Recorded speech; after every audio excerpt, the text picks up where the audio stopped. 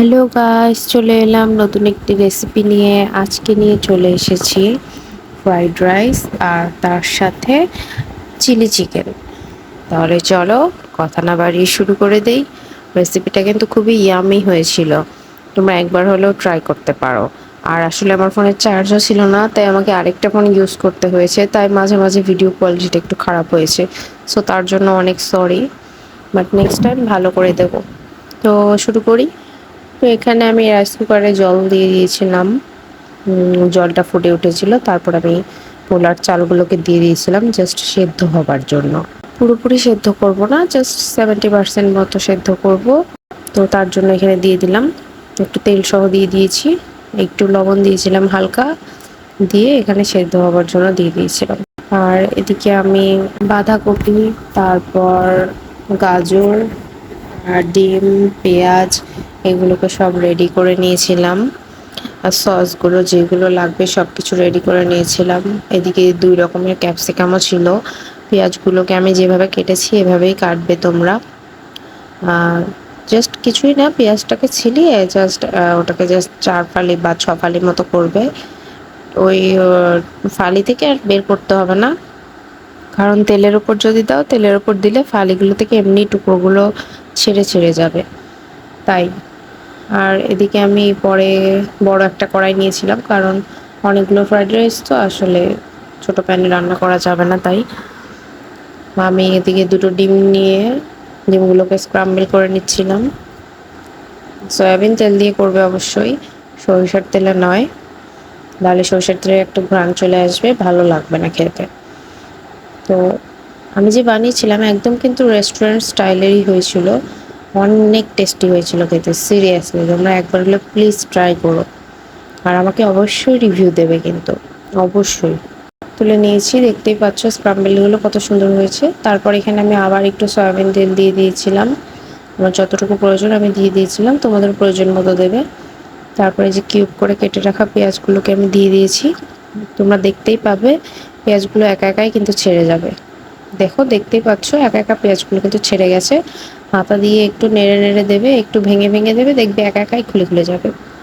তো তারপর আমি গাজর আমি আসলে ডিপে রেখেছিলাম, এই কিছু কিছু ভেজিটেবলসগুলো আমার ডিপে রাখা ছিল ফ্রোজেন করে, তাহলে ভালো থাকে। আর অবশ্যই যদি ফ্রোজেন করে রাখতে চাও তাহলে কীভাবে রাখতে হয় আমাকে কমেন্টে জানিও, তাহলে আমি অবশ্যই তোমাদের সাথে একদিন ভিডিওগুলো শেয়ার করব যে আমি কীভাবে এইসব চাইনিজ আইটেমসের ভেজিটেবলগুলো ফ্রোজেন করি। তো তারপর আমি এখানে আর কি প্রথমেই রসুন দেওয়ার কথা ছিল, আমি আসলে ভুলে গেছিলাম। তোমরা অ্যাট ফার্স্ট আগে রসুন দিয়ে নেবে, তারপর পেঁয়াজ দেবে, পেঁয়াজগুলো একটু ছেড়ে গেলেই গাজর দিয়ে দেবে, তাহলেই হবে। তো খুব বেশি সেদ্ধ করার কোনো প্রয়োজনই নেই, মোটামুটি একটু হালকা একটু ফ্রাই হয়ে আসলে, হালকা একটু কালার চেঞ্জ হয়ে আসলেই জাস্ট ক্যাবেজগুলোকে দিয়ে দেবে। মানে বাঁধাকপিটাকে দিয়ে একটু লবণ দিয়ে আমি বাঁধাকপিটাকে ভালো করে নেড়ে নেড়ে দিচ্ছি। খুব বেশি সেদ্ধ হবার দরকার নেই, তাহলে আবার গলে যাবে, আস্তে আস্তে থাকবে, জাস্ট কোনো রকম হালকা এপিট ওপিট ভেজে নেবে। চাইনিজ আইটেমস কিন্তু আসলে বেশি নরম খায় না, এগুলো কিন্তু আসলে একটু শক্ত শক্তই খায়, সো সেভাবেই রান্না করবো আর কি। তো এখানে আমি ক্যাপসিকাম 2টো দিয়ে দিয়েছিলাম, আমি সবুজ আর লাল 2 রকম ক্যাপসিকাম নিয়েছিলাম। এইগুলো আমার ফ্রিজে ফ্রোজেন করে রাখা ছিল, আমি জাস্ট বের করে নিয়েছি করার 10 মিনিট আগে। তো তারপর এখানে আমি ডিম দিয়ে দিয়েছিলাম, ডিম যেগুলো আমি স্ক্রাম্বল করে রেখেছিলাম। তো এদিকে আমার চালটা একটু নরম হয়ে গেছিলো বেশি, এগুলো ভাজতে যে আমার চালটা একটু বেশি নরম হয়ে গেছিলো। তোমাদের একটা টিপ শেয়ার করি, যেহেতু পোলার চাল, তো পোলার চালটা রান্না হয়ে যাওয়ার পর তোমরা হচ্ছে ফ্যানের নিচে একটু খোলায় বা একটা থালায় বা কিছুতে করে বিছিয়ে রাখতে পারো, তাহলে সেক্ষেত্রে হয় যে মানে ঝরঝরে হয়ে যায় আর কি। তো এখানে আমি কথা বলতে বলতে এখানে আমি ব্ল্যাক পেপার দিয়ে দিয়েছিলাম, কালো গোলমরিচের গুঁড়া যেটা। তারপর এখানে আমি সস দিয়েছিলাম, tomato sauce, oyster sauce, soya sauce, একটু স্বাদ মতো লবণ দিয়েছিলাম, হালকা একটু চিনি দিয়েছিলাম, খুবই সামান্য, জাস্ট টেস্টটাকে ব্যালেন্স হওয়ার মতো দিয়ে জাস্ট নেড়ে চেড়ে দিচ্ছিলাম। এইগুলোর জন্যই কিন্তু চাইনিজ যেই ফ্লেভারটা সেটা কিন্তু চলে আসে। আর হ্যাঁ, একটু ভিনেগারও দিয়েছিলাম, সয়া সসটাও কিন্তু দিয়েছিলাম, তোমরা অবশ্যই দিও, এগুলো দেবে আমি যেগুলো দিয়েছি আর কি। তো যেটা বলছিলাম, প্লেটে করে মানে মানে ছড়িয়ে রাখবে আর কি। যদি পোলার চালটা একটু বেশি নরম হয়ে যায় না, তাহলে ফ্যানের নিচে একটু প্লেটে বা ট্রেতে করে ছড়িয়ে রাখবে, দেখবে খুবই সুন্দর ঝরঝরে হয়ে যাবে। একদম পোলার চাল নর্মাল যেটা হয় সেরকম ঝরঝরে হয়ে যাবে। মানে পোলার চালটা এরকমই। এই বিষয়টা আমি আমার মায়ের কাছ থেকে শিখেছি, বাট বিষয়টা সত্যিই কাজে দেয়। আমি আসলে এটা করেছিলাম। পোলার চালটা নরম হয়ে যাওয়াতে আমি যখন রান্না হয়ে গেছে, আমি কুক হয়ে যাওয়ার পর আমি ফ্যানের নিচে বড় একটা ট্রেতে করে রেখে দিয়েছিলাম, এতে আমার ঝরঝরে হয়ে গেছিল।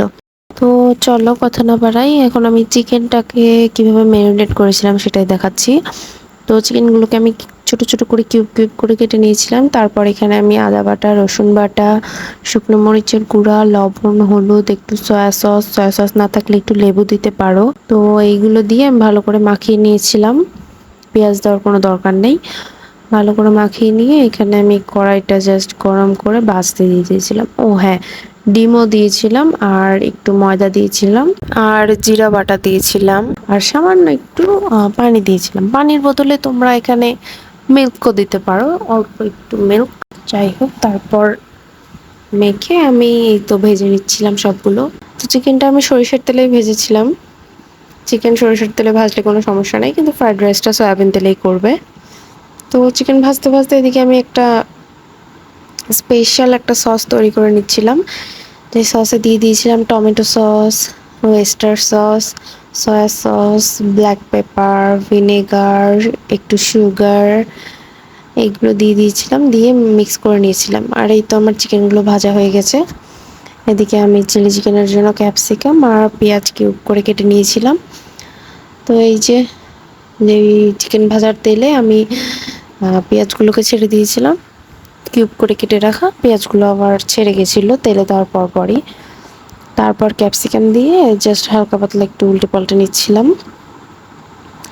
এই তো তারপর সসটা যে তৈরি করে রেখেছিলাম, স্পেশাল সসটা, সেই স্পেশাল সসটা আমি দিয়ে দিয়েছি এর মধ্যে। দিয়ে একটু জাস্ট হালকা একটু ফুটিয়ে নেব। এই তো হয়ে গেছিলো। তারপর আমি এর মধ্যে চিকেনগুলোকে দিয়ে দিয়েছি। দিয়ে কিছুই না, জাস্ট মিক্সিং করে তোমরা লবণ যেমনটা খাবে সেরকমটা টেস্ট করে টেস্টটা দেখে নেবে ঠিকঠাক হয়েছে কিনা। ব্যাস, এই তো রেডি আমাদের চিলি চিকেন। এবার প্লেটে সাজিয়ে নেব ফ্রাইড রাইস আর চিলি চিকেন। চাইনিজ স্টাইলের, একদম সেম টু সেম চাইনিজ স্টাইলের হয়েছিল। তোমরা একবার ঘরে জাস্ট ট্রাই করো, তাহলে বুঝতে পারবে কতটা টেস্টি হয়েছিল। সেম টু সেম চাইনিজ স্টাইলের এই রেসিপিটা যদি তোমরা একবার দেখো না, তাহলে তোমরা হোটেলে বা রেস্টুরেন্টে যাওয়াই বন্ধ করে দেবে, ঘরেই বানাবে। তোমরা বলবে যে কেন এতদিন বাইরে খেয়েছি, ঘরেই আমরা এত ইজিলি বানিয়ে খেতে পারতাম। তো যাই হোক, আমরা তো এরপর থেকে রেস্টুরেন্টে যাওয়াই বন্ধ করে দিয়েছি। সত্যি, আমরা এখন বাড়িতে বানিয়েই খাই। এতটা টেস্টি খাবার যদি বাড়িতেই হয়, কেন আমরা বাইরে যাব অযথা। তো যাই হোক, আজকের ভিডিওটা ছিল এই পর্যন্তই। নেক্সট ভিডিওতে আবার দেখা হবে। কেমন হয়েছে আমাকে কমেন্টে জানিও সবাই। আর টাটা।